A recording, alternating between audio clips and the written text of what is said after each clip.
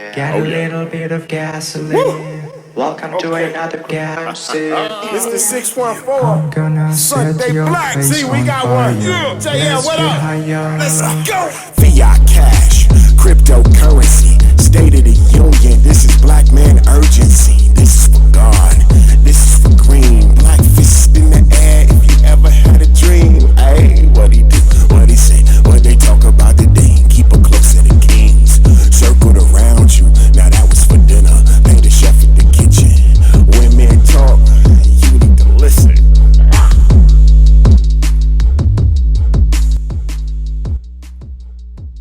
It's just a process that most of us don't want to go through. Yeah, So I got a that's question. real good advice. Real quick though, one thing he did not mention when we were talking about the accessories, he talked about you could do the pleats in the shirt, you could do the what I'm gonna be trying tomorrow. Shirt stays. Mm-hmm. Yeah, he did not mention tucking your shirt in your drawers. That's a standard until you start walking around and people look at Sunday. You never did that Sunday? Your drawers gonna start rising and people gonna see me take that jacket off. That has happened on a couple occasions. I'm just gonna keep it real.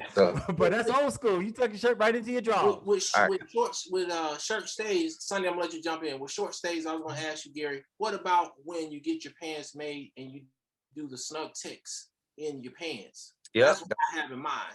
Yeah, those help. Yeah, well, that works. Right. So I'll comment. I know Sunday wants to jump in. What I'll say is this: I don't do the tuck in the drawers for the stay. What I do is you pull the tails down of your shirt, right? Okay. So if you pull the bottom of your shirt down, and then it's kind of the same effect. You pull it down, and then you just make sure you hold it there when you put your belt on, and it essentially does the same thing. So instead of like tucking them and kind of wrinkling everything, you just pull everything down and pull everything up, hold it in place a little bit for a hot second, and then your belt on, and it'll all still be flush. Okay. So you can try that too. It's the same effect. It's just done differently and a lot more comfortable. Right. And it doesn't rise up on you when you're walking down the street and people don't move. As long as the size of your waist is okay and your belt size is okay, you're good. Mm-hmm. Sunday, what's up? So check this out, man. There are certain things that you just don't do in fashion, right? Like polka dots and flats. You know what I mean? Like certain things, it's just a no-no. Tell me some of your pet peeves that you just like. That ain't a good look. Don't. Yeah. I was gonna ask some fashion faux pas. Give us 3. Man, listen, man. My fashion don't really have to do with personality, and it's just my own quirk. There are people that do plaids and polka dots, and some people have like what I call a cricket eye, right? They have this way to look at abstracts, and they're able to bring them together, and it's more of an artsy way that you put it together. And there's some people that's just like they just doing whatever they want, and I think they look like clowns, but even if I think they do, that's just their way of doing it. So my approach to it is like typically how I look at clothing is adding balance. So the typical way to do it is you do a pattern, or you'll just say you start with a solid suit, a pattern shirt, and then you go back to a solid. That's the standard way to do things, right? Or let's just say you have a solid and you go pattern tie, pattern shirt, and you find a way for it to mesh. So there's a method to kind of meshing your colors and styles. And for me, I don't tend to look at the things that don't work. I look at the things that if I look at it for 2 seconds and I'm like, they did that thing works. And what I call lights up. So I'll put like a tie on a shirt and tie. And I'm like, as soon as I put it down, it gets my attention and I feel like it sits inside of the pattern. I'm like, that's it. I'm not looking anymore. Versus like finding things that just like are just distracting for no reason. So for me, that's irritating because I like things clean and neat and specific, of course. Yeah. But again, that's just my style. So my thing is finding a way to have a method to your style. And again, it could be pattern, solid pattern. But again, there's typically a method to making things, to me, more appealing to the eye. And if you're looking to connect to your audience, as we all are in our own space, what will get their attention? And some people want the ignorant attention. That's what they're going for, right? You got the coarse gesture. Some people is like, yo, I just want people to holler at me, to laugh with me. You mean that's like cool. You mean like fish in your shoe? I mean, hey, Hey, you might be Yeah. interested at some of the people that come up to him and talk to him with that, though. You know, that's the thing about fashion. Yeah, no doubt. Fashion will pull, you know, somebody that want to be a 70s baby might be his little baby for the day. You never know. Yeah. Wow. But look, Wow. check this out. So NBA, right? All in all, like, I don't know what's going on with my NBA brothers, but I'm sure even if you don't even watch the NBA, you see him on the post. You're gonna talk about my friends right now. That's cool. Okay, who is the absolute worst? Because I got mine. Just tell me your worst. I'm gonna say I really don't like Russell Wilson. I mean Russell Westbrook. Same thing. He's probably the worst to me. But I mean, he owns it. I think he's one of the best players ever, but I despise his style. Like there's nothing about it I like 99% of the time. But hey, that's just my opinion. I hope I don't know the dude that dresses him, because I do have friends that dress a lot of those guys, but that don't mean I like it though. That's gonna be mine. I gotta put James Harden at the top of my list. He like he just get out the bed and throw some pajamas on, and I gotta give you that. I give you that. I give you that. You know, sometimes you see Russ, man, you be like, okay, he put some thought into that. It might not be something we would rock, but he put some thought. James just looked like he said, man, just go to Victoria's Secret and get me some pajamas and let's get give me some oversized. But I'll tell you my favorite player that's not playing, and that's Jason Williams. He used to play for Chicago Bulls. Okay. He's an analyst now. If you ever seen him, his dress is absolutely impeccable. He's always clean. He's always spot on. It's always in season. His fit is always good. I think he does it. He's the best analyst I've seen dressed, to me. Jason Williams. What do you think about Jalen Rose? Jalen is cool. Like, he always be Beijing clean. He's pretty clean for a big guy. I like Grant Hill. I think Grant Hill is always stable. He's always consistent. He's pretty clean. Mm-hmm. You could tell, like, those guys always have a guy like me doing it. I'm gonna be honest with you. Yeah. And then they start to, learn on their own. But if I think about like what's my favorite player that's playing that dresses, it's kind of hard because the younger guys, man, they're all over the place. Like I can see one or two outfits that look good, but it's like, I don't know. Probably shameless plug. I'll say Evan Turner, just because I dressed him. He's retired now, but he probably got about 15 of my suits. And I like the things that we did together. And it wasn't because I picked it either. He has a really good style. I won't say I love everything, but he's an artsy guy. Like we were spending time at a museum. He's from Chicago. Like in cities like that, you have an eclectic palette. Right. But Evan Turner, to be honest, like he is probably one of those guys that I will say, because he learned from Andre Iguodala. Andre Iguodala is a very well-dressed person. Yeah. What's going on with Evan Turner head, man? You gonna take him to the barbershop? Hey man, listen, man, he gonna do his swaggo thing, man. He make enough money, man. He can do what he wants to on the top. Hey, Gary, I hope you recognize that we got nothing but haters on this show.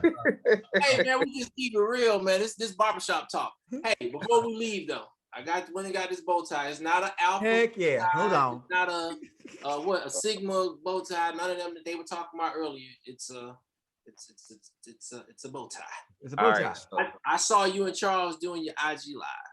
You put us up on some game about how to tie your bow. So I need you to let us know what they call it, the book for dummies on how to tie a bow tie. Let me give you the quick way. You can't do it on your neck right now. What you gonna do is put the bow tie on the largest setting.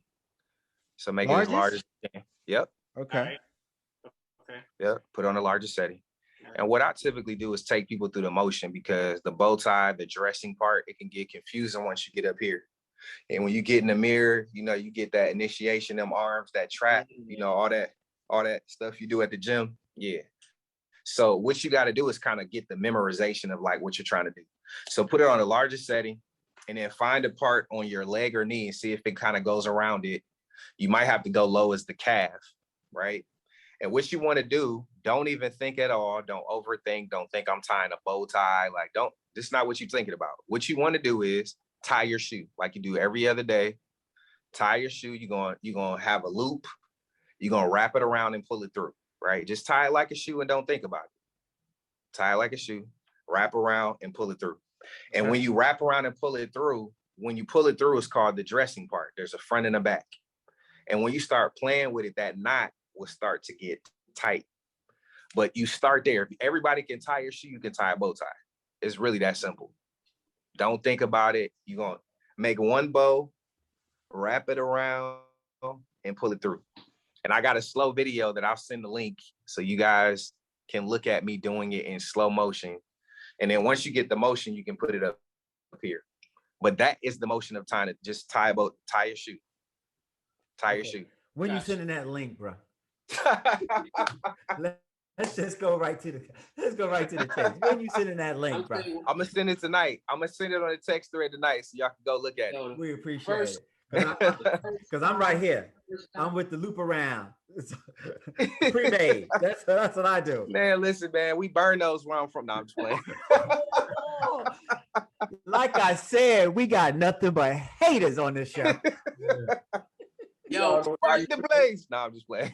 But the first time I actually tied a bow tie on my neck, I had a Charlie's horse in my bicep when I was like, this is crazy, man. Listen, if you listen to what I said, you have to see it. Like if I had a bow, I would show you or look at that video. But the video goes through a little slower. You do it every day. You just don't realize that's what you're doing. Yeah. And once you figure it out, it makes the process easier. Like I don't even look when I do it now, obviously, but when I started, I had to learn the motion. That's why I start down there, because you have memory muscle of tying your shoe down lower anyway. Yeah. So when you tie that, just tie the bow, act like it's your shoe. Don't think of when you start thinking, I'm trying to tie up, don't do that. Don't even look at it. I don't even look. Root, swoop, pull it through. Yeah. Yep. It's that whole tip thing in the back that bothers me, trying to push it through that little hole in the back. Listen, it ain't even no back part. You just wrap it around and push it through. I promise you. Yeah, he said his method. You talking about the method we doing, Jared? That you right. So pushing through. Yeah, that thing drive me crazy. Nah, listen, man. 45 minutes. Yeah, man. I'm gonna send y'all the link. And we gonna work with you. I get y'all right. There we go. If I was there, you're gonna be mad. If I was there and I show you how easy it is, you're gonna be mad. I'm already mad. Well, Mr. Jerry Jones, man, is nothing but love, brother. We appreciate you, all your success, man. We wish you nothing but the best. If you ever need somebody to rock something, holler at your boys. Yeah, man. We got models on the show. I see, man, and I'm gonna be doing some stuff. I'm gonna hit y'all up for sure. What's up, bro? Hey, and we're gonna make sure you get our info so when you come back to the A, you know what I'm saying? You know how to get in touch with us. Yeah, for sure, man. Sunday's in Mexico, so if you don't want to go to the beach and hit Of course, man, of course. What part of Mexico you in, Sunday? Speedoville. He can't say. Yeah, he's in Speedoville. All right, that's cool. Stand up, Sunday. Show him the Speedos, bro. Oh no. Don't do that. Don't do that. Hey, G, we are going to Kentucky Derby next year, bro. He ain't coming. Jerry don't want to come. I'm gonna come because I'm gonna have Gary dress me. I got the style. I know what I want to look like. I'm ready. Oh, we have you dripping for sure. Yes, sir. Look at Gary though. Don't he look a young Big Daddy Kane? Yeah. Hey, you know what? I have heard that before, and I seen a picture like, dang, he kind of looked like my brother, lightweight. Yeah. My browner brother. Hey man, all love, man. We are going to Kentucky Derby, man. So we're gonna have to get together before May of next year, man, to kind of get our swag together, man. I appreciate you taking the time, man. You just started another business today, man. We're gonna get into that for the next one for sure, man. But I want to say congratulations to you, man. Salute. Keep doing your thing, man. Keep uplifting people, man, and keep holding the OH strong out there everywhere, because you represent everywhere you go, bro. I appreciate it, man. Congratulations to your success and new position as well, man. And you guys and your show, keep doing it. We need more Brown brothers, kind of stepping out and having this type of conversation. You never know how many young people you can influence, because I remember looking for something that I could reflect, that looked like me, sound like me, walk like me. And those things can really impact a generation. So you never know who you're reaching by just getting on here and sharing your story. So appreciate it. Because when men talk, you might just want to listen.